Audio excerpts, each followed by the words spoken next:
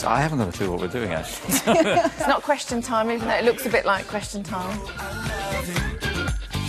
Oh, we've had some great moments this season, haven't we? Seeing your boys dancing around the pit lane was fantastic.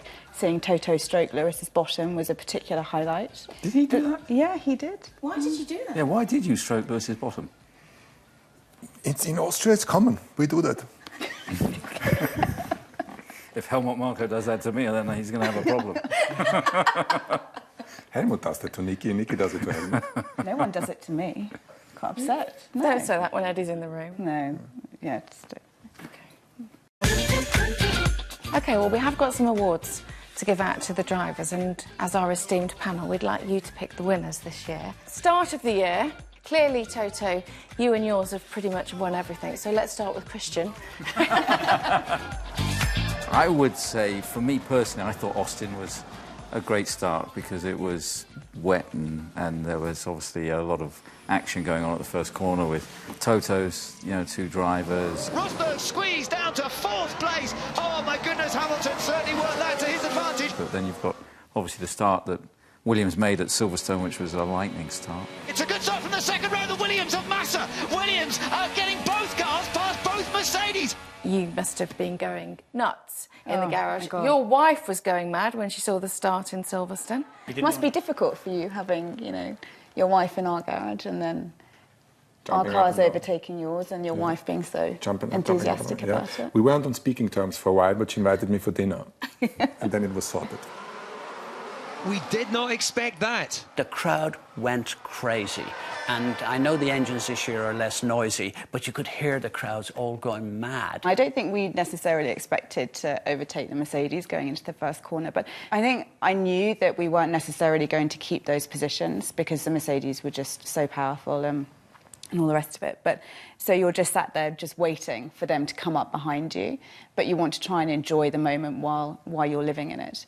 Toto, the opposite for you when you see your guys getting passed by the Williams? Actually not. You want to see the underdog do well, and especially in Silverstone, it was a very important race for Williams. You can't call us the underdog. No. I hate people calling us the underdog. They are not the underdogs. Go on, Claire, you tell him. You are absolutely right. Williams finished third in the championship, so they are not underdogs at all.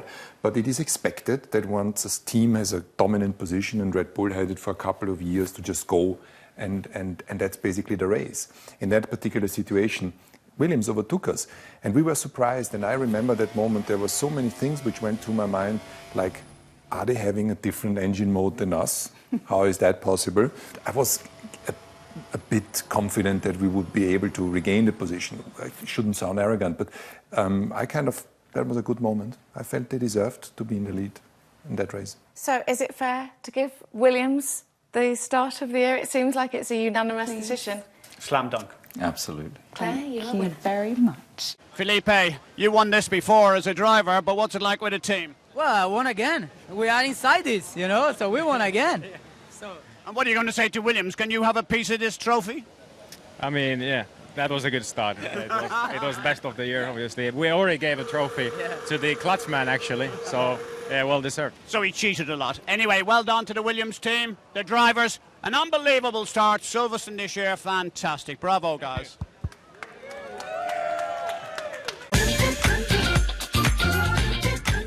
Who do you think stood out? Possibly Hamilton at Silverstone? Can I put that one out there?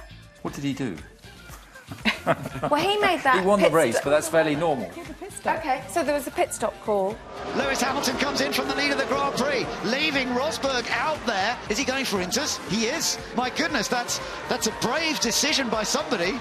Let's start doing a rain dance if you want to see a British winner this afternoon. As it has turned out, that was the perfect lap to put the intermediate tyres on. Lewis Hamilton wins the British Grand Prix. He judged the pit stop beautifully. He judged it beautifully. Did he judge it beautifully, or was it luck, Toto? Did he have to come in anyway? Did he know it was raining at Stowe? Yeah, he kind of felt it.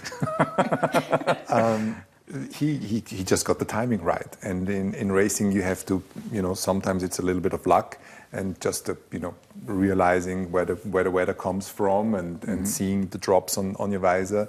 The crew was ready, but he decided to pit just a couple of 100 meters before the the pit entry. I think Sebastian Vettel drove an incredible race in Singapore, actually. I think that was, for me, classic Vettel, getting out in the front, managing the tyres. What a dominant victory it has been. He has done exactly what's needed to keep utter control. I think Vettel is exceptional around Singapore. Christian White might know much more about it, but I think he's very, very good around there. But of course, I cannot vote for a Vettel win in Singapore. It's of course possible. Well, what about somebody that wasn't a win but made the podium where we possibly didn't expect that to happen? I know you're a big fan of Romain Grosjean.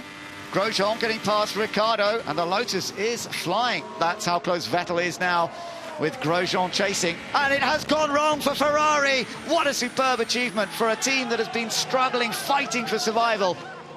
First of all, no one expected Lotus to actually be on the grid in Spa.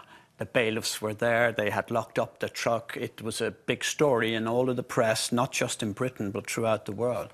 And I think bearing all that in mind, for Grosjean to put the car on the podium, for me, I think that was just an amazing race. During a race, you need to have 100% clarity and focus. And with all those other external pressures, it must have been so difficult for not only the driver, but for his engineer, for the strategy guy, and for the guys doing the pit stops and all the rest of it, yet they still managed to pull it out of the bag. Drive of the year, Romain Grosjean, for an unbelievable podium there. Thank you. That looks good. I think 2012 you offered me the carbon of the year or manufacturing, something like that. So, yeah, it means a lot. Thank you. It's been difficult, but we did it.